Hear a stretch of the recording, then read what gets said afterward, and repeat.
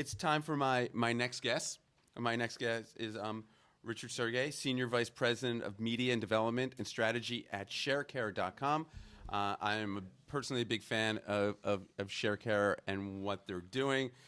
Hey, Richard, welcome to the show. How are you today? Thank you for having me. And I know this is not the most fun for you because being on the other side, as a producer, anytime the tables are turned, it's awful. I hate when I'm on that side of the microphone, and I like when I'm on this side of the microphone.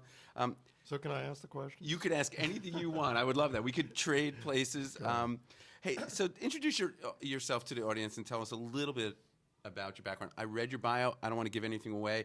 And then I wanted you to tie in. So how does a guy with a background like that get into something like healthcare?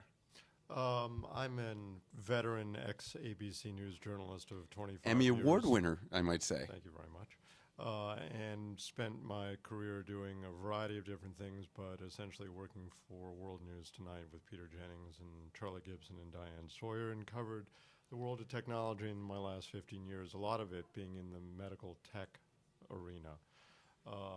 And I was lucky enough to bump into Jeff Arnold, who was the founder and creator of Sharecare and also the founder of WebMD. So He's had a good track record. He's had a good track record. He stuck me on a project at Discovery that was called Curiosity, which was the precursor of what I've been doing for Jeff, essentially, which is putting together a luminary-type list of people across disciplines, from art through zoology at Discovery.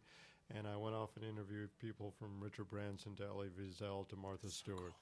So here at Sharecare, I put together a list called what we call the Health Makers 250, essentially a group of some of the most thought-provoking people, not all, obviously, within the health community. So we've interviewed people like Mehmet Oz, Deepak Chopra, Andrew Weil, David Agus, Leslie Saxon, all well-known names who are contributing in fascinating ways to the health and wellness debate.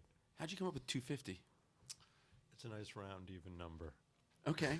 Yeah, I mean, you always wonder, how do you, 100, is 175, 200, 250? Yeah, we're actually working on a list of over 1,000, but we call it for safety's sake 250, and we hope to get to that within about a year. And the interviews, how long are these interviews? These interviews last between 45 minutes and an hour. They're pretty intense. They're all on camera. Right.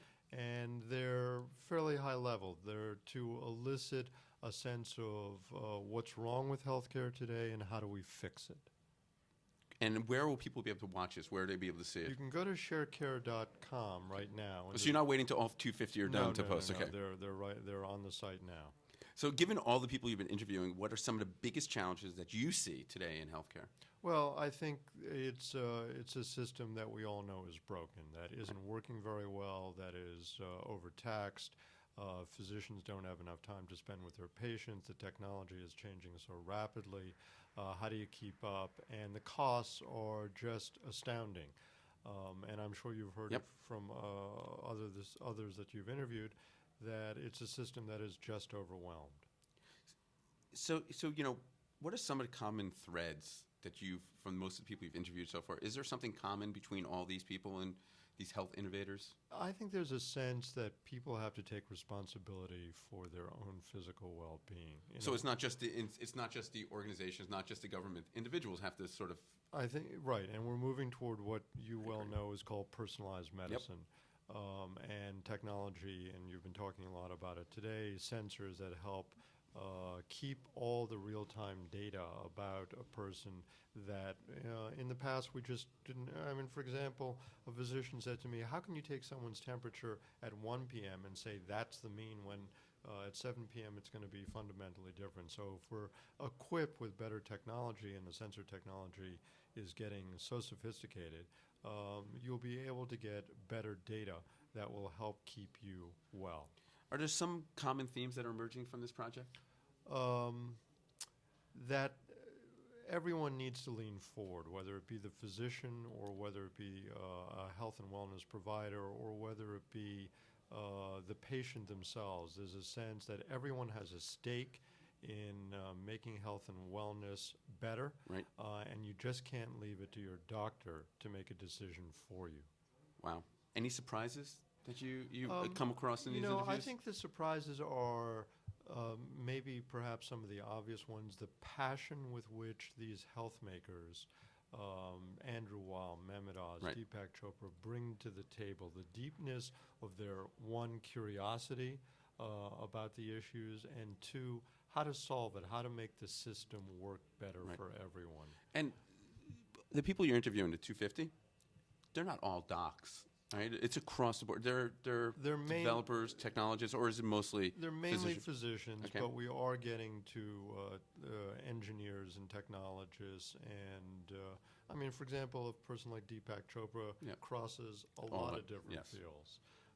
So whether you want to talk to him about consciousness or whether you want to talk to him about Eastern versus Western medicine, you have folks like that within health. When do you expect the project to be over? It's not. It's an ongoing. I mean, as long as Jeff Arnold hires me, this project will continue on.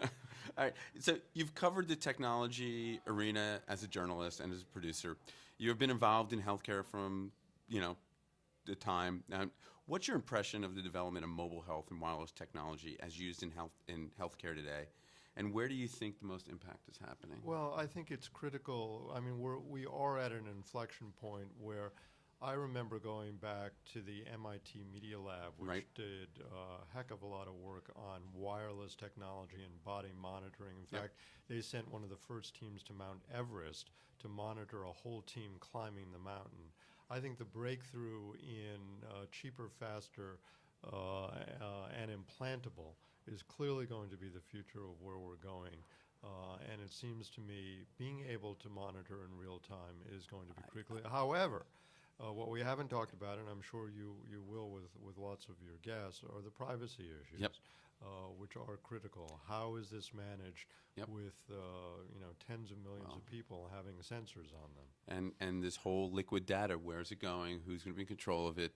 That's like the unanswered questions. Right, and what do insurance companies do with data that may be up in the cloud and accessible? Well, and a lot of patients are worried about that data. If my insurance company knows something about me or if my employer knows something about me, is that going to affect my job? Is it going to affect my health care? And the other interesting question is, what do you do with all this data? I mean, do you want to know? And I hear that from people I interview constantly. Do I really want to know that I'm a good candidate for early Alzheimer's? The docs would tell you, yeah, you do want to know. There's not much we can do about it at this point, but in the future, hopefully we can. Well, I know personally I don't want to know if that's happening. Hey, I want to thank you for being on the show. Thank Good you. luck with the program, and I appreciate it. Thank you. Thank you.